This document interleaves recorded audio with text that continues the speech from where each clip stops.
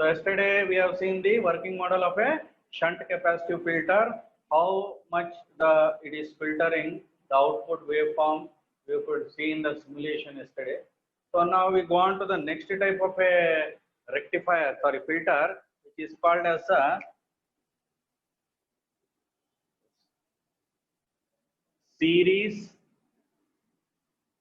inductive filter.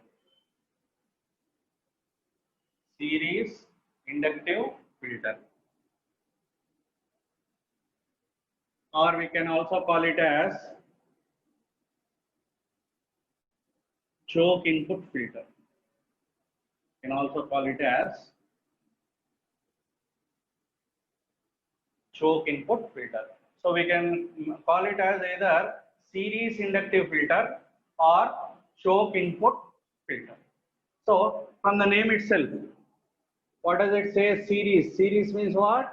You have to connect an inductor in series.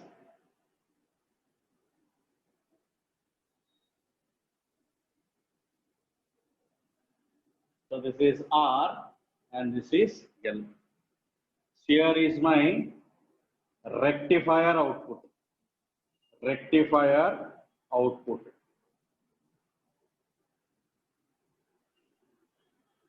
This is the filtered output. So this is the circuit diagram of what you call it as a series inductive filter. It is called as a series inductive filter. So here, from the name itself, we are calling it as a series inductive filter. That means what? You are connecting an inductor. You are representing by L, inductor in series between the rectifier output and the load resistance. So this is the rectifier output. The output is taken from either center tap rectifier or a bridge wave rectifier. Then between the load resistance or between the load and the output of the rectifier, I am connecting an inductor in series. So I will get it as a filtered output. So that is why we call it as a series inductive filter, or we call it as a choke input filter, or we can call it as a choke input filter. Why? Because it is like a coil. So even if you take a small copper wire, make into a coil, just take a pen, wound it around that pen or a pencil, then you remove it, it forms a coil. So that also will act as an inductor. Followed? So now we'll see how it will filter the AC components. How it will filter the AC components. So before going to that, first let me tell you the property of an inductor, or what is the function of an inductor. So what is the function of an inductor? What is the function of an inductor? First point is that what? It will store energy. It will store energy. How it will store energy? In the form of magnetic field. In the form of magnetic field. So how it is storing the energy? By opposing change in the current. So what is the first thing it will do? An inductor will oppose. It will oppose the change in the current. It will not oppose the flow of electrons. Again, that concept will be different. So it will oppose the change in the current. That means whenever there is a change observed in the current, either increase of current or decrease of current, if there is a change in the current, then that will be strongly opposed by the inductor.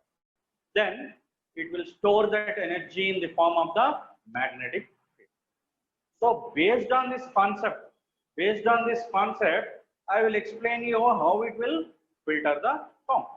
How it will filter or how it will lower the number of AC components.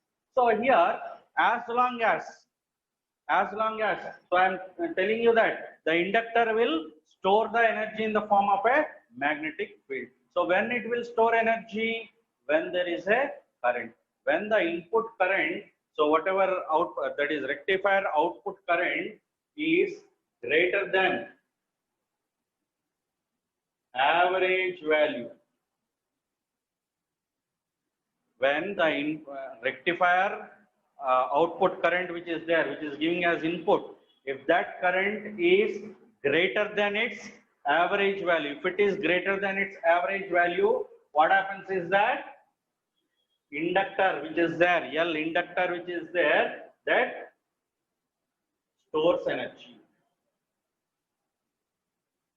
That will stores energy. So whenever the average value, whenever the rectifier output current or the current supplied to the filter is greater than its average value, then the inductor L starts storing the energy.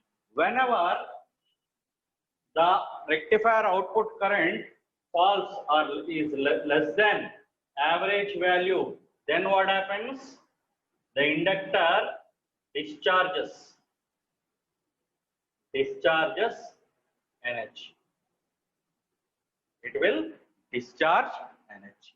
So in this way, it will reduce the pump, because whenever it is greater than its average value, then only it will start storing the energy.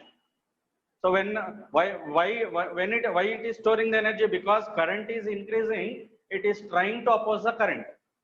It is trying to oppose the current. How it is opposing? By storing the energy. So when the current falls below average, now inductor will not charge. Whatever charge is already present in the inductor, that will start discharging and it is delivered to the load. So in this way, it will try to maintain, it will try to lower the AC components. So this is one concept of how the inductor is filtering the AC components. And the other reason, the second reason will say, what is the property of an inductor? The very good property of an inductor is what? First one, blocks AC components, allows DC. So what is the property of inductor? It will allow DC components, but it will block AC component. Similarly, what is the property of a capacitor? It will allow AC, it will block DC. Here in an inductor, it will allow DC, it will block AC. So here what will be there? AC plus DC. AC plus DC. So inductor will, what it will do? It will try to stop AC components. Will try to start AC components. Then the DC components will flow. But however, the inductor does not have the ability to stop total AC components. By some means, some of the AC components will still come at the output. So for example, if 80% of the AC components are there, at least it will filter 70%, 10% still will be available. Followed? So this is a working or operation of a series inductive filter or a choke input filter. Please take a screenshot of the diagram.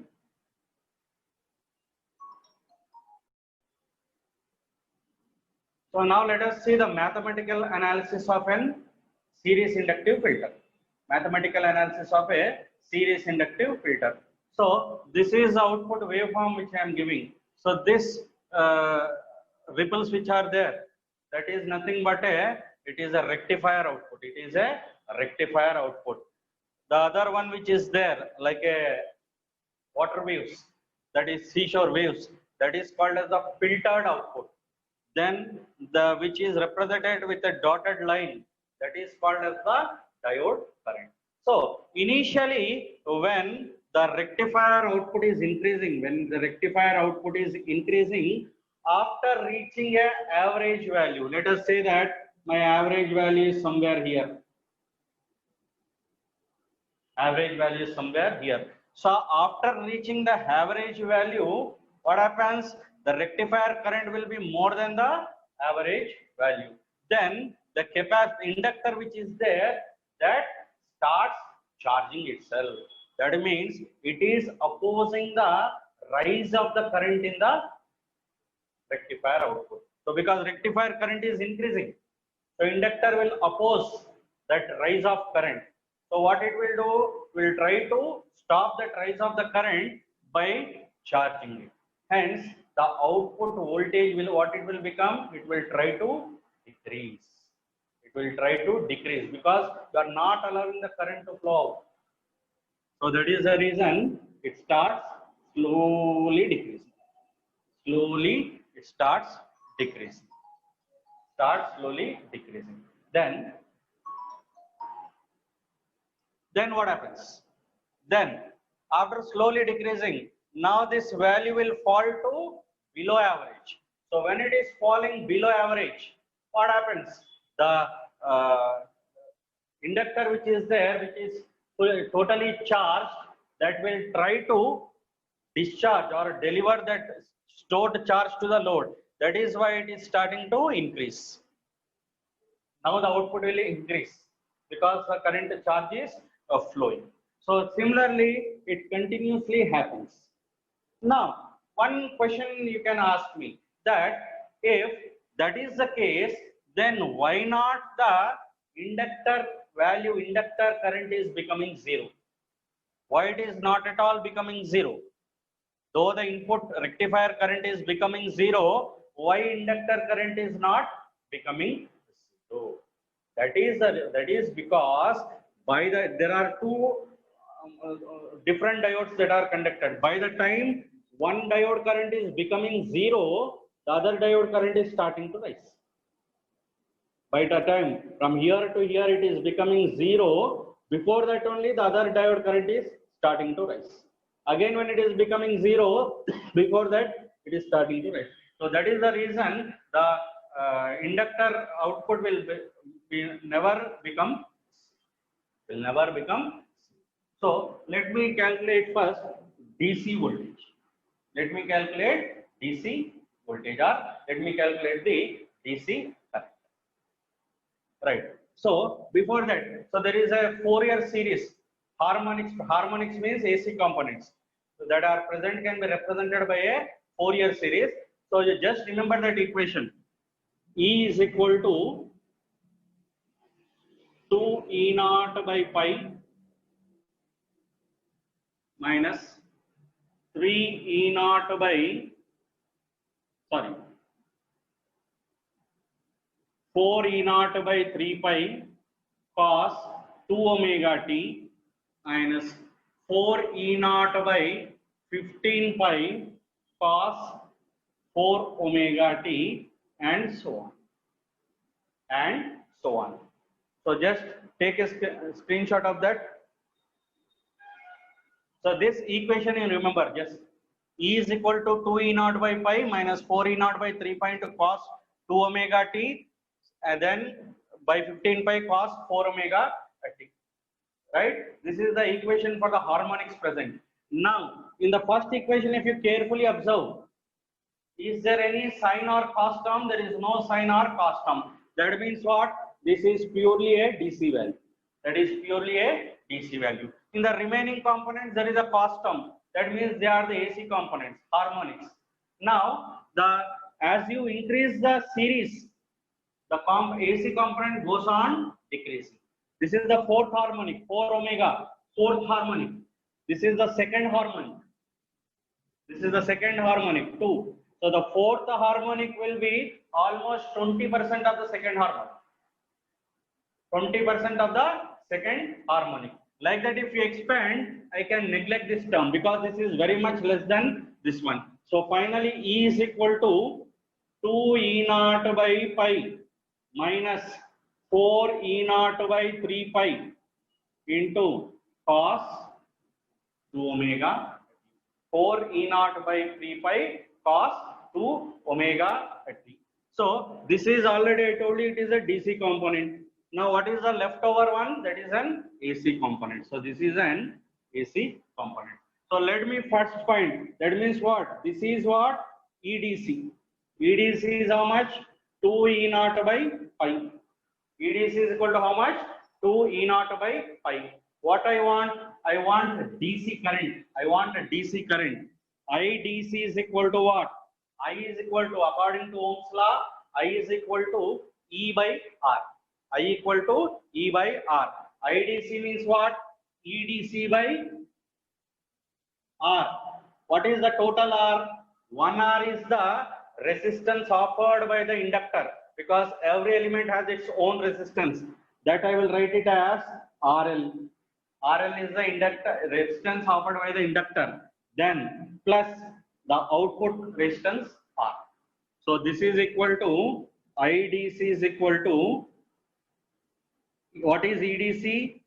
2 E naught by pi into RL plus R. So what is the value of IDC? IDC is equal to 2 E naught by pi into RL plus R, where RL is the internal resistance of the inductor, R is the load resistance. Now I have calculated what is IDC. Now I need to calculate what is called as the IRMS. To calculate IRMS, first I need to calculate ERMS, RMS voltage. Now this is the AC component, because RMS is related to AC. In this AC component, what is the maximum voltage? Maximum voltage is what? E naught is equal to what? This part is the maximum voltage. 4 E naught by 3 pi. 4 E naught by 3 pi. 4 E naught by 3 pi. So now for this RMS value is what? E naught by root 2. E naught by root 2. So ERMS is equal to what? E naught is how much? 4 E naught by 3 root 2 into pi. Substitute here. In the place of E naught, substitute 4 E naught by 3 pi. So after substituting 4 E naught by 3 pi, I will get the equation as 4 E naught by 3 root 2 into pi. Now, in the AC components, both the impedances must be there. One offered by the resistor and other offered by the inductor. So, moving into the first semester, directly I am writing. So, IRMS is equal to what? E by R, 4 E naught by 3 root 2 pi into root of RL. RL is the internal resistance of inductor plus R whole square plus what is the reactance offered by the inductor? 2 omega L. So 2 omega L whole square. So this is the first year concept. Don't get confused. Complex impedance. Complex impedance. This is the real part. This is the imaginary part. So there you are taken omega L. But what is the omega value here? 2 omega. That is the reason why I am taking it as 2 omega L whole square. So this is my RMS value. This is my RMS value. So we have got IDC value, IRMS value. So let us calculate what is the ripple factor. So ripple factor can be given by IRMS by IDC. Ripple factor can be given by IRMS by IDC. So what is IRMS? 4 E naught by V root 2 pi root of RL plus R whole square plus 2 omega L whole square divided by IDC. So I will reverse it and multiply.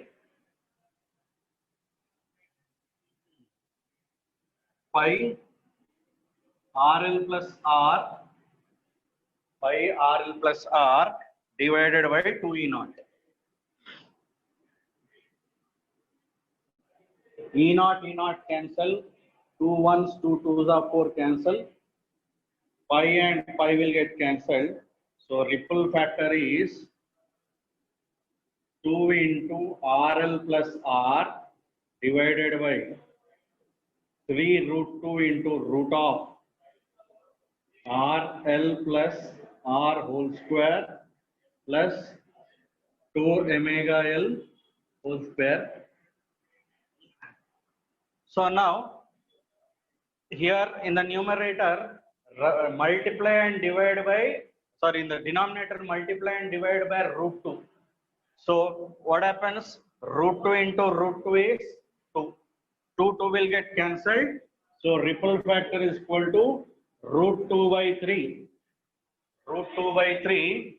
Bring this RL in the denominator and inside the root. So it will become root of. When it comes inside the root, it will become RL plus R whole square. That is 1 plus 2 omega L divided by RL plus R whole square.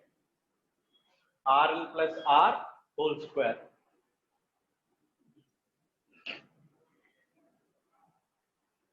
Now let us put a condition that 2 omega L by RL plus R is far greater than 1. Let us put that condition. That means what? If it is far greater than 1, then we can eliminate this one. So the equation becomes R is equal to root 2 by 3 into 1 by root of 2 omega L by RL plus R whole square. Square and square root gets cancelled. So R is equal to, this RL plus R will come to the numerator. Divided by 2 into 3 is 6 omega L. That means you can control the value of rectifier. You can control the value of ripple factor by choosing the value of R. If you take R value to be less, ripple factor will be less. If you take R value more, ripple factor will be followed. So this is the ripple factor expression for a series inductive filter.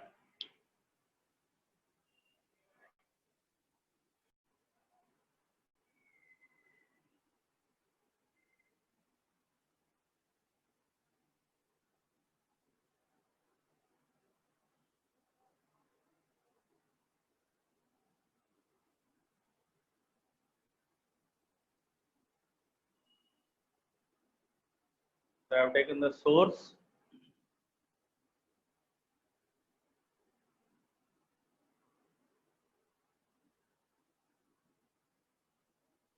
A transformer,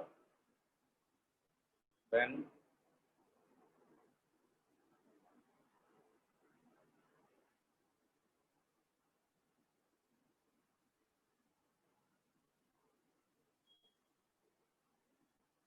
a diode,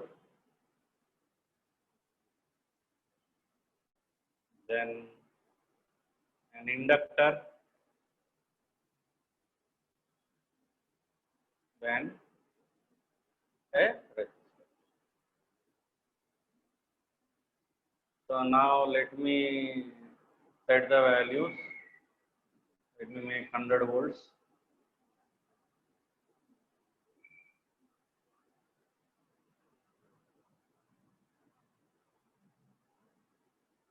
So now I am connecting,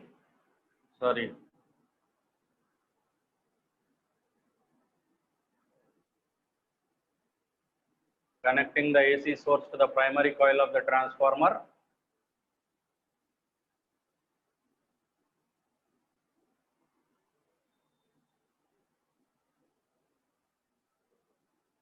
Then from the secondary coil,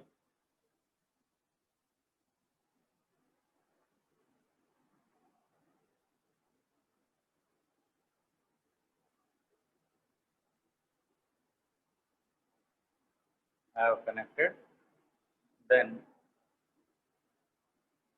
so what I will do that now for some time,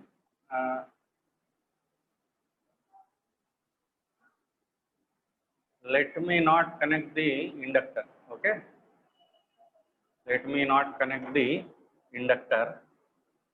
So somewhere I'll keep it here. So directly I will connect full wave because you need to see the difference.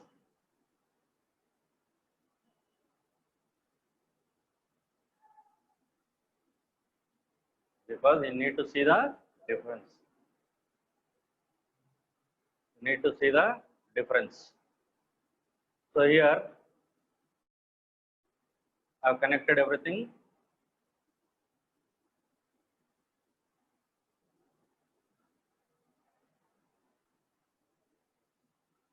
So I will view in it scope.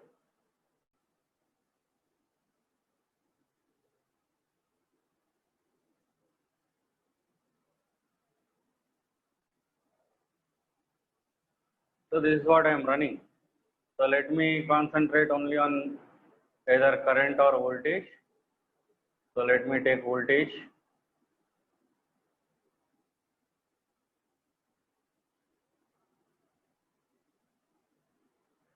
Okay, right? So this is the diagram. This is the actual output. When I am not using any filter. So the upper one is called as the AC and other one is called as the DC. This is the output. Followed, the top one is the AC input signal. This is the input signal, right? And this one is the output signal, right? If I am not connecting any, this one, what you call as the filter. So now let me stop the simulation. Let me disconnect this one so that I will connect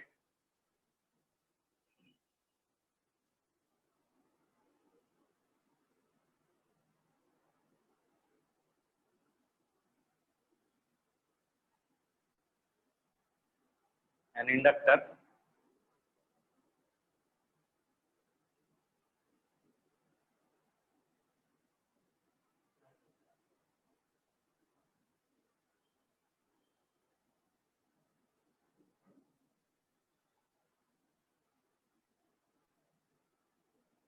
So I am connecting an inductor.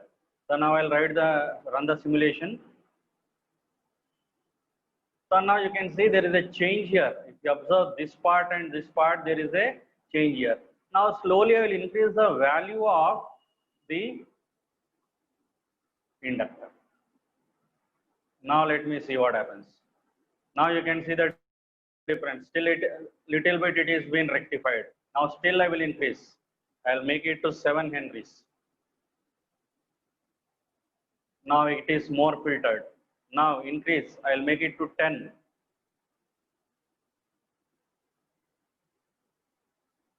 It is more filtered. Now more I will increase. I'll make it to 20.